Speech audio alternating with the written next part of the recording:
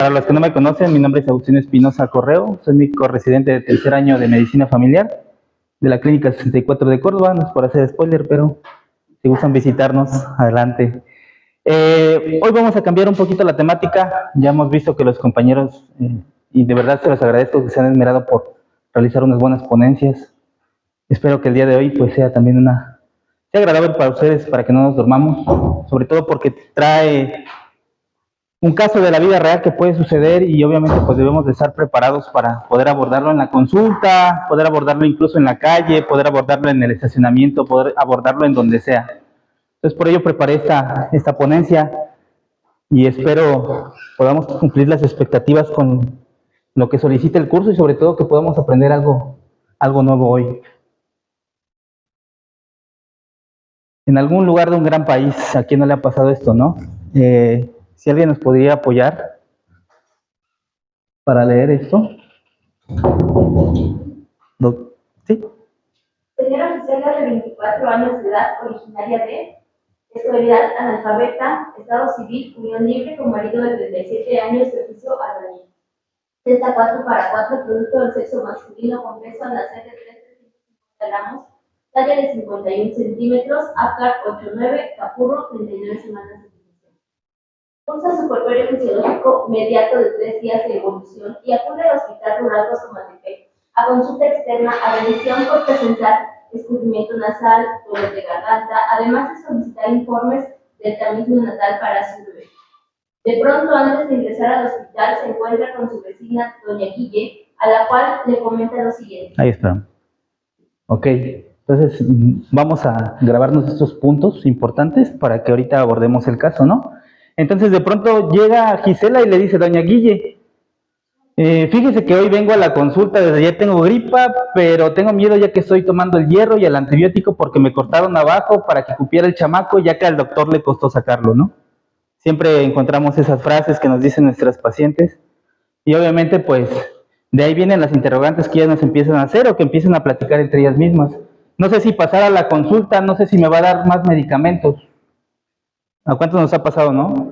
Que eso es lo mismo o situaciones similares que nos llegan a tocar escuchar. Doctor Yanders, ¿nos podría apoyar? El exclama, híjole, mejor no pases. No le vaya a dar cólico al chamaco o le vaya a dar calentura. A mi cuñada le dieron convulsiones por tomar las pastillas que le indicaron cuando tuvo a su bebé. Ella también no se cuidó y se alivió con partera. En el hospital le dijeron que se le subió la presión, pero la verdad yo creo que fue por la pastilla. Le agarró dolor de panza y ya no se las tomó. Ya ves, cada cosa que te quieren dar los doctores. Ok, entonces al escuchar a la señora Gisela una persona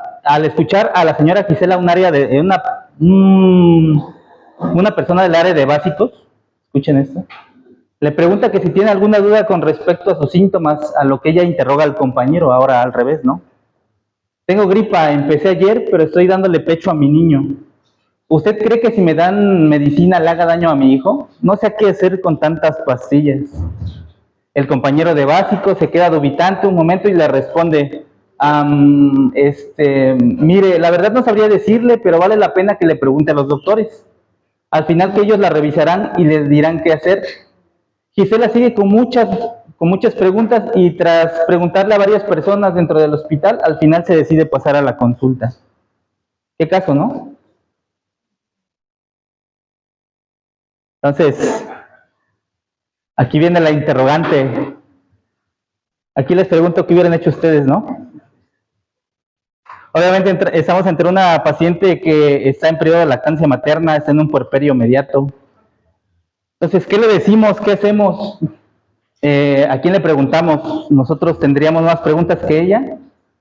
Y si no las tenemos o si decidimos abordar a la paciente, ¿qué botón vamos a presionar? ¿Le contesto adecuadamente? ¿No le contesto? ¿Qué le digo? ¿Qué hacemos? ¿Cómo la abordamos? Entonces, por ello la interrogante, ¿no? Que en un mundo ideal esperemos o pensaríamos que las pacientes no tienen dudas o que muchas de las veces nosotros se las resolvemos, pero tampoco es así. Entonces, por ello es importante abordar este tema que es muy importante. Ahora sí, la hora del análisis. Vamos a irlas contestando de acuerdo a lo que hayamos entendido en el caso Vamos a ir viendo poco a poquito, vamos a ir desmoronando el tema como lo vamos a ver más adelante, ¿sale? ¿Qué factores de riesgo tiene la señora Gisela para el abandono de la lactancia materna? ¿Alguien me pudiera contestar?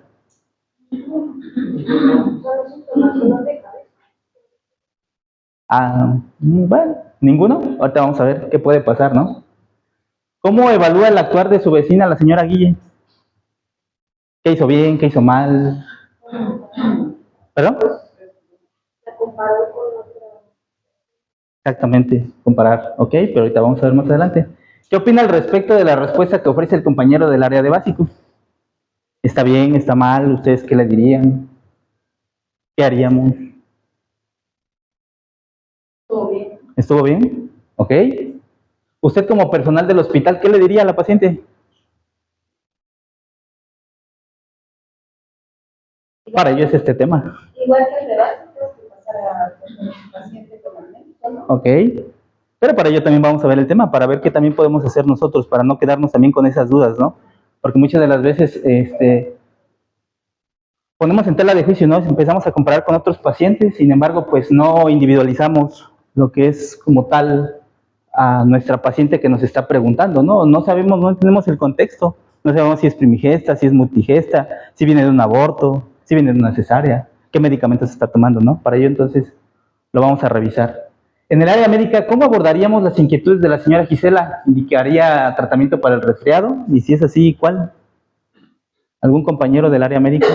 Doctora Matadamas, ¿usted qué haría? Tendría que explicar primero qué es lo que tiene, revisarla, valorarla, explorarla. Aquí es importante la clínica. Nosotros como clínicos debemos ver diagnóstico, no tanto los auxiliares diagnósticos como tal actualmente.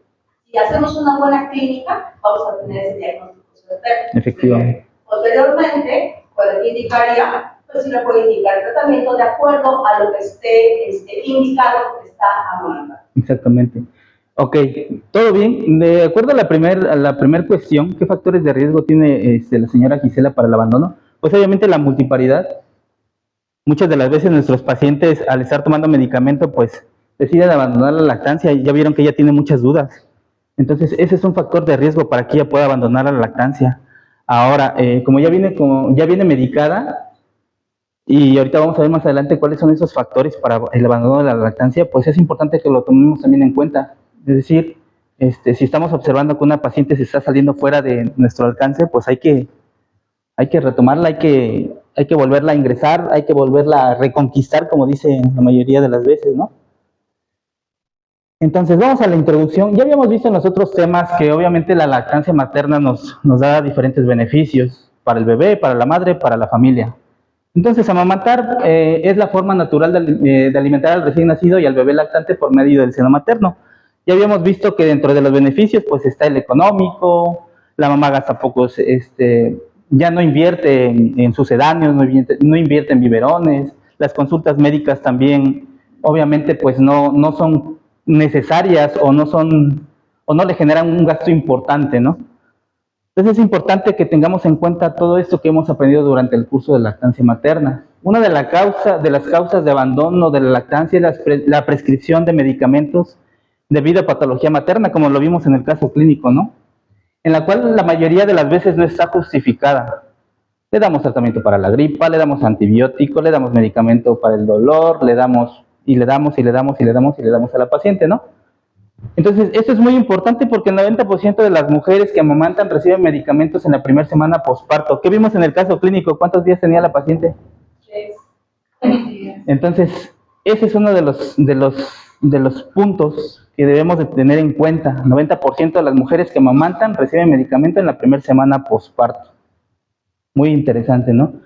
Esto está sacado de la guía de práctica clínica y de un boletín que se realizó en 2024 en España. Bueno, se publicó en este año, en 2024, en España, donde nos dice que es frecuente que durante el periodo de lactancia las mujeres se encuentren con la necesidad de tomar algún medicamento. Sin embargo, eso nos resulta a veces contradictorio porque los resultados, pues no nos dan algo concluyente. O sea, muchos de los medicamentos nos dicen no se usen la lactancia, pero hay falta de informes o de información de ensayos clínicos en mujeres. La mayoría de las veces los medicamentos están probados en ratas o en otros animales, en cobayos, pero no hay una información concluyente de que se haya utilizado estos medicamentos o en ensayos clínicos en mujeres lactantes. Entonces, por ello es importante individualizar a nuestro paciente y sobre todo tener las herramientas para poder abordarla, ¿no? Sobre todo porque ¿a quién afecta? Pues al pequeñito, desde que nace hasta que se desarrolla, crece. Muchas de las veces a las madres les genera preocupación, como vimos en el caso clínico, ¿no? De decidir qué hacer, si sigo con la lactancia o la interrumpo, que también vamos a ver más adelante cuáles pueden ser esas causas de interrumpir la lactancia. ¿Qué nos dice la guía de práctica clínica? La guía de práctica clínica, para el abordaje de la paciente en periodo de lactancia con medicamentos,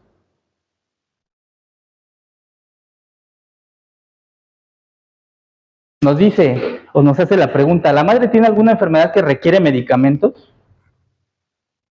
¿Sí? ¿Qué vamos a hacer entonces? Vamos a identificar qué medicamentos son de uso seguro en la lactancia. Si no los requiere, pues vamos a continuar obviamente con la lactancia materna si no existe alguna contraindicación. En dado caso de que identifiquemos alguna de estas circunstancias, pues obviamente vamos a prescribir medicamentos seguros y no suspender la lactancia.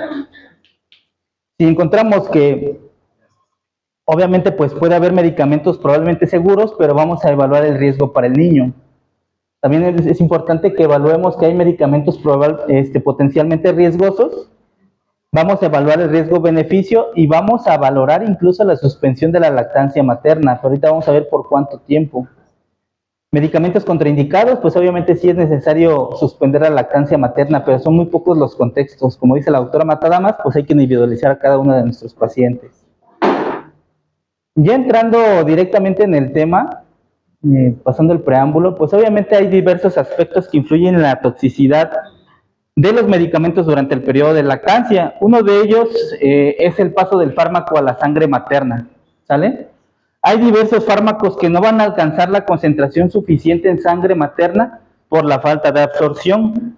Como les decía, muchas de las veces los estudios son contradictorios porque si ustedes se dan cuenta a la hora de revisar un medicamento, nos dice prohibido en lactancia, prohibido durante el periodo de embarazo, ¿no? Entonces es aquí donde entra en juego pues esto que nos dicen las guías.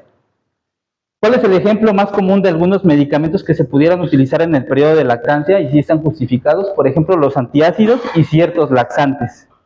Entonces, debido a que el paso del fármaco a la sangre materna no alcanza esa concentración, los podríamos utilizar. Ahorita más adelante, casi en las últimas diapositivas, les voy a enseñar algunas herramientas tecnológicas que podríamos utilizar para el abordaje de las pacientes. Otro punto muy importante que es la transferencia del fármaco del plasma materno a la leche. ¿Qué nos dice aquí la guía? La concentración plasmática en la leche materna va a ser afectada por la distribución del fármaco en ciertos tejidos. En este caso, pues hay un alto volumen de distribución, lo que va a contribuir a una menor concentración plasmática materna, menor concentración de la leche. Por ejemplo, la sertralina, ¿sale? Un inhibidor selectivo de la recaptura de serotonina que se va a dirigir más hacia el tejido cerebral. Obviamente pues no va a haber tanta concentración plasmática materna y por ende puede ser utilizado con seguridad durante el periodo de lactancia. ¿Cuántos pacientes no tenemos con depresión postparto? Entonces podría ser una alternativa. Grado de unión a proteínas plasmáticas, a mayor fijación, mayor dificultad de paso a la leche, por el contrario, a menor unión, mayor cantidad del fármaco. Por ello, este medicamento, la venlafaxina, pues obviamente está contraindicado en el periodo de lactancia materna. Entonces, habría ahí que tomar el contexto de la paciente y utilizar otras alternativas de tratamiento. Esto también es importante, peso molecular de la sustancia, macromoléculas contra micromoléculas. Es decir, si la cantidad o la molécula del fármaco que estamos utilizando es muy grande, obviamente no va a tener un paso hacia la leche materna la concentración de dicho fármaco. Por ejemplo, tenemos a la vancomicina, a la insulina. Caso contrario, por ejemplo, nicotina, el alcohol, pues obviamente estaría contraindicado en la lactancia materna, ¿sale? Porque es una micromolécula, porque son moléculas que se absorben con mayor facilidad y por ende tienen paso hacia la leche materna. Liposolubilidad. En este caso, como ya habíamos visto entre las propiedades de la leche materna, pues es que tienen un gran componente de lo que son grasas. Entonces, a mayor liposolubilidad, mayor paso hacia la leche materna. Por ejemplo, uno de ellos es la oxicodona, ¿sale? Este medicamento pues obviamente está muy en controversia su uso en la lactancia materna. pH y grado de ionización, la leche es un poco más ácida que el plasma, entonces ciertos medicamentos más básicos y no ionizados pasan mejor a la leche materna, por ejemplo el citalopram.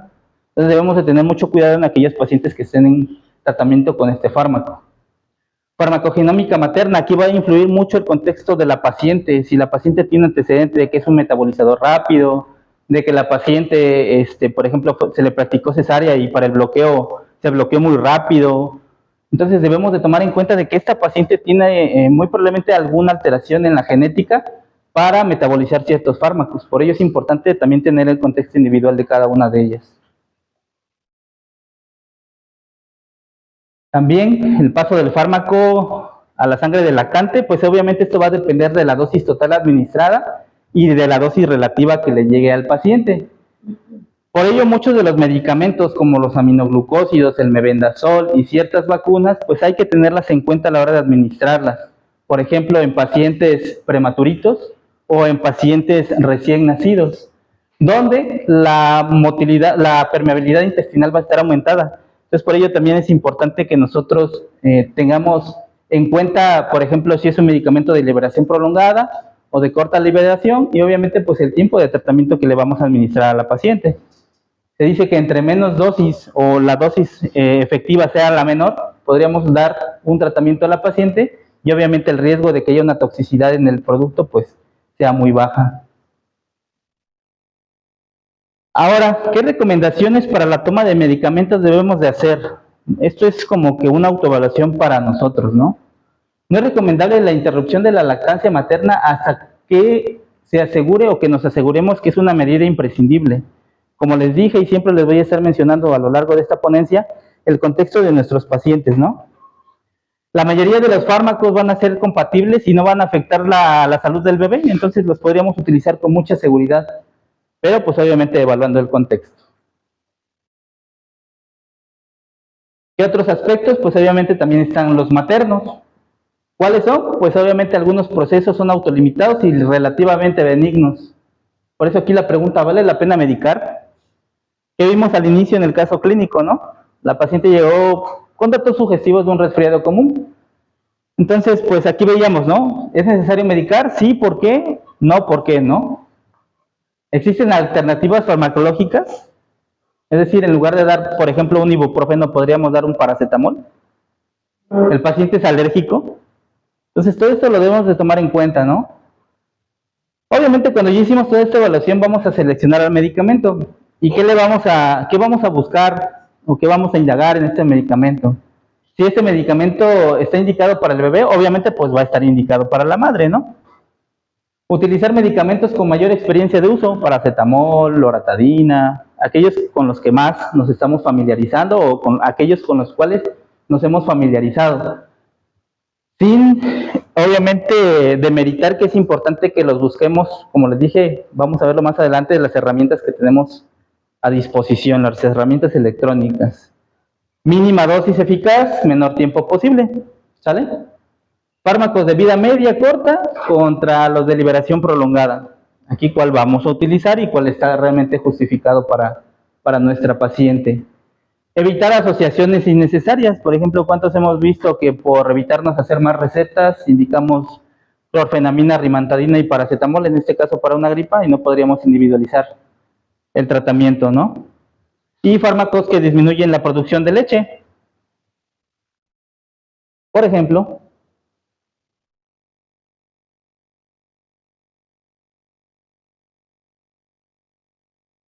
los derivados ergotamínicos como la ergotamina, bromocriptina y cabergolina. O los estrógenos que también van a favorecer la disminución de la producción de leche. Entonces, por ello es importante que tengamos en cuenta todos estos aspectos. Al final les voy a pasar el artículo donde me basé para realizar esta ponencia. Sería muy innecesario poner toda la lista de medicamentos que podríamos utilizar de manera segura durante el periodo de lactancia. Sin embargo, pues se los comparto para que lo tengan como una guía de referencia, ¿vale? Bebé, ¿no? No es lo mismo medicar a una madre que está en periodo de lactancia con un menor de 2 meses, que obviamente genera más potencial de toxicidad, a rara vez que veamos casos de toxicidad en mayores de 6 meses, ¿no? La lactancia materna exclusiva contra el uso de sucedáneos. Eso también es un punto ahí de controversia porque se dice que se ha visto que los menores que están alimentados con sucedáneo, a diferencia de los que están alimentados con lactancia materna, generan menor toxicidad a la hora de utilizar algún fármaco. Y obviamente pues el contexto clínico del niño también, ¿no? En este caso estamos hablando del tratamiento que también se le va a suministrar al bebé.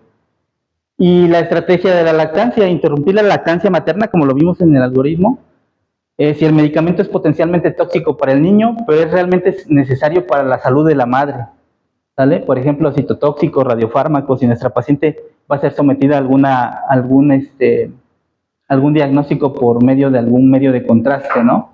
Administrar la dosis del medicamento después de cada toma de leche o justo antes del periodo más largo del sueño del niño. También es importante tomarlo en cuenta. Tratamiento a corto plazo o en dosis única. Es ideal la extracción y almacenamiento de la leche, ¿no? Por ejemplo, en un proceso de alguna mastitis, alguna mastalgia, si utilizamos algún analgésico, pues obviamente es importante que veamos o analicemos a qué hora más o menos se duerme el pequeño para que la madre pueda ingerir el medicamento y sea muy poco probable de que esto genere toxicidad en el menor. Entonces de ahí derivamos obviamente a los medicamentos que están contraindicados durante el periodo de lactancia materna. Y vamos a ver esta lista: amiodarona, anfetaminas, antineoplásicos, cloranfenicol sistémico, derivados ergotamínicos, ergotamina, bromocriptina, cabergolina, como lo vimos anteriormente, drogas de abuso, cocaína, heroína, estrógenos, radiofármacos y retinoides orales. Algo que se me pasaba también, que dice la guía, que si vamos a utilizar un fármaco, hay que ver la vía de administración también. Si podríamos utilizar, o si se puede utilizar una vía tópica, sería lo esencial, para evitar una vía sistémica o una vía oral. ¿Sale? Entonces, esos son los efectos potenciales. En el caso de la amiodarona, riesgo de hipotiroidismo, toxicidad pulmonar y disfunción tiroidea por liberación de yodo. En el caso de las drogas, pues obviamente pues producen deterioro del desarrollo motor y riesgo de intoxicación. En el caso de radiofármacos, riesgo de radioactividad en la leche materna. Y en el caso de los retinoides, posibilidad de efectos adversos potencialmente graves, ¿no? Otras consideraciones especiales en este caso, pues es la madre con mastitis. Los antiinflamatorios no esteroideos son de seguro uso en el tratamiento de las mastitis, por lo que la madre pues puede continuar con la lactancia. Continuar la lactancia mediante la extracción manual de leche, como ya lo habíamos visto. Mejorar la técnica de agarre, vigilar cualquier signo o síntoma de alarma de mastitis, sensibilidad de los senos, eritema y dolor. Y obviamente pues el caso especial de la madre con VIH y SIDA, que no hay que alimentar al seno materno a un niño con madre por infección del virus del VIH y referir con el especialista o infectólogo. ¿Sale? Entonces, esas son las consideraciones especiales que nos marca la guía, en donde sí podríamos suspender la lactancia o tomar en consideración interrumpirla por algún tiempo. Ahora sí, como les comentaba en un principio, si todavía aún así lo que hemos revisado seguimos teniendo dudas, tenemos diferentes bases de datos de la consulta de medicamentos en el periodo de lactancia. El más común y que está en idioma español es la página de internet de lactancia.org. Esta es una asociación para la promoción e investigación de la lactancia materna que se llama APILAM. Esto es del gobierno español. Drugs and Lactation Database, ¿sale? De Estados Unidos. Specialist Pharmacy Service del Reino Unido. Drugs in Breast Milk del Reino Unido igual. Drugs in Pregnancy and Breastfeeding, Perinatology igual. Drugs.com, medications o medicamentos durante el embarazo y la lactancia, que esta es promovida por Estados Unidos y Canadá. Centro de Información de Medicamentos, CIMA, de la Agencia Española de Medicamentos, y hay otra página igual que es la app sobre lactancia materna de la Asociación Española de Pediatría, pero esa no está disponible en México. Sin embargo, hay una página web donde también podremos consultar. Entonces, en ese caso, ¿qué vamos a hacer? ¿Por qué se brincó? Vamos a dirigirnos hacia la página y vamos a introducir el medicamento, ¿no? Por ejemplo, paracetamol. Y nos arroja todos los estudios que se han realizado en base a ese medicamento y al final nos da las recomendaciones si es seguro o no utilizar durante el periodo de lactancia. La otra página es la que les comentaba, la app sobre lactancia materna, que les decía que no está disponible para México, sin embargo, pues también podríamos utilizarla, ¿sale? Son de las dos que están en lenguaje español.